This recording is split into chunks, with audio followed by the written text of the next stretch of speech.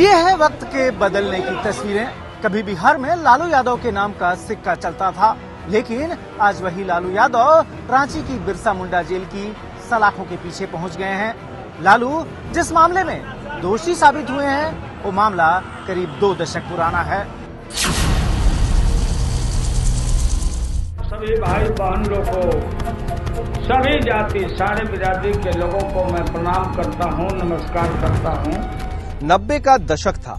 केंद्र सरकार गरीब आदिवासियों और दलितों को गाय, भैंस, मुर्गी और बकरी पालन के लिए पैसे भेजा करती थी। इन पशुओं के चारे के लिए भी केंद्र सरकार की तरफ से बिहार में सैकड़ों करोड़ रुपए आते थे। गरीबों के गुजर बसर के लिए जो केंद्र से करोड़ों रुपए आए, उनसे गाय, भैंसे, मुर्गियां और इनके चारे की खरीद हुई, लेकिन सिर्फ कागजों पर, और इसी को कहा गया चारा घोटाला। तब पशुपालन विभाग में कुछ एक लोग थे जिन्होंने एक मंडली बना ली, बल्कि इस पूरे इलाके में, और उन्होंने मिल करके सारा काम कागज पर करने का सिलसिला आरंभ किया। यानी कागज पर ही मवेशियों की आपूर्ति, कागज पर ही खरीद फरोख्त, कागज पर ही सप्लाई को संरक्षण देने वाले नेता, इस पूरी लॉबी को संरक्षण देने वाले नेता पटना में बैठते थे, और उसमें लगभग हर एक दल के नेता शामिल थे। उस वक्त बिहार का बंटवारा नहीं हुआ था। करीब 7 साल तक लालू यादव बिहार के मुख्यमंत्री रहे। उन्हीं के राज में चारा घोटाले का खुलासा हुआ। आरोप है कि मुख्यमंत्री रहते हुए लालू यादव ने इस मामले को दबाने की हर कोशिश की। सीएजी ने अपनी रिपोर्ट में इस घोटाले का कई बार जिक्र किया, लेकिन लालू इसे टालते रहे। 1 फरवरी 1993 रांची में आयकर विभाग से जुड़े अधिकारियों को एक टिप मिली। टिप ये कि विमान के जरिए बड़ी मात्रा में नकदी लेकर जाई जा रही है। विभाग के अधिकारी भागकर रांची एयरपोर्ट पर पहुंचे। तब तक विमान रनवे पर खिसकना शुरू हो गया था। विमान को रुकवाया गया, तलाशी ली गई। तलाशी के दौरान पशुपालन विभाग के एक अधिकारी और उसी विभाग से जुड़े एक ठेकेदार के पास से करीब 3 करोड़ रुपए की नकदी और बड़ी तादाद में हीरे और सोने के गहने बरामद हुए।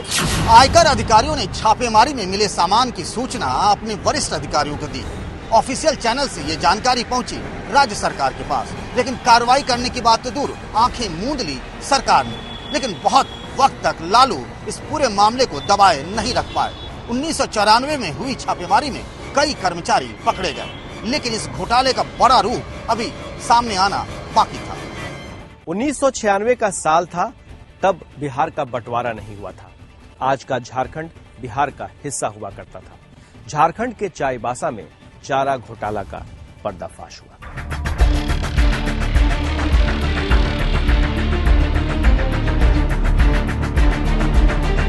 असल में ये पूरा मामला बिहार सरकार के खजाने से गलत ढंग से पैसे निकालने को लेकर है।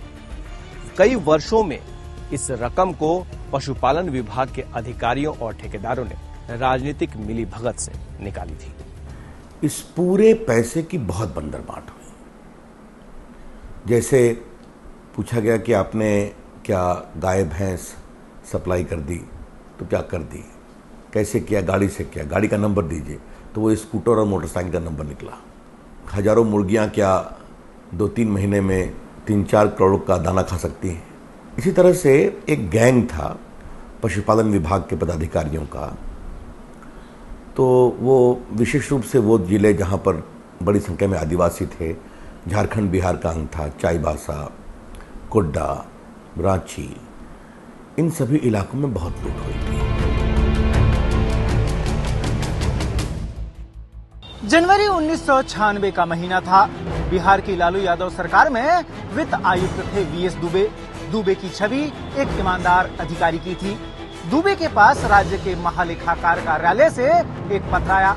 पत्र में इस बात का जिक्र किया गया था कि नवंबर और दिसंबर 1995 के 2 महीनों में राज्य के पशुपालन विभाग की तरफ से सरकारी ट्रेजरी से औसत से काफी अधिक रकम की निकासी की गई थी। दुबे को इसमें घोटाले की बुआई। राज्य के सभी जिला कलेक्टरों और उपायुक्तों को जनवरी महीने में दुबे ने मेमो लिखा और इस बारे में जांच करने के आदेश दिए। अधिकतर अधिकारियों ने इस मेमो की अनदेखी की, लेकिन पश्चिमी सिंहभूम जिले के तत्कालीन उपायुक्त अमित खरे ने इसे गंभीरता से लिया और जांच शुरू कर दी। विभाग की कुछ ही फाइलें पलटी तो आंखें फट गई। अमित खरे के हाथ एक फाइल लगी। इस फाइल में मौजूद दस्तावेज ये दिखा रहे थे कि चाईबासा के पशुपालन केंद्र की एक मुर्गी दिन भर में 40 किलोग्राम चिकन फीड यानी दाना खा रही थी। यही नहीं, उस पशुपालन केंद्र में कुल 2000 मुर्गियां दिखाई गई थी और उन्हें एक महीने के अंदर इतना चारा खाता हुआ दिखाया गया था जो कि वो सामान्य तौर पर अगले 40 सालों में खा सकती थी। खरे को साफ तौर पर ये सरकारी खजाने की लूट का मामला लगा और उन्होंने इस मामले में शिकायत दर्ज करने का फैसला किया। घपला धीरे धीरे सामने आया, लेकिन जांच के बाद पता चला कि यह सिलसिला कई वर्षों से चला आ रहा था। छोटे मोटे घोटाले सामने आए, लेकिन बात तब बढ़ गई जब इसकी आंच तत्कालीन मुख्यमंत्री लालू प्रसाद यादव तक जा पहुंची।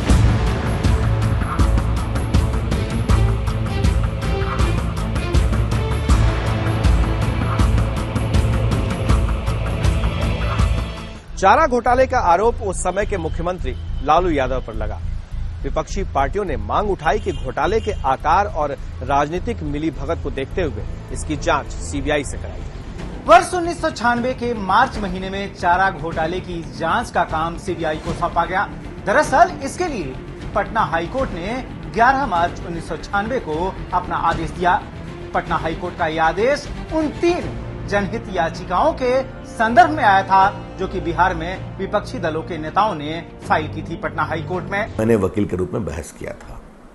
बाकी एक आध और भी फाइल हुई थी जिसको पीके शाही ने बहस किया था और हम लोग की यही कोशिश थी कि सीबीआई की जांच इसमें होनी चाहिए।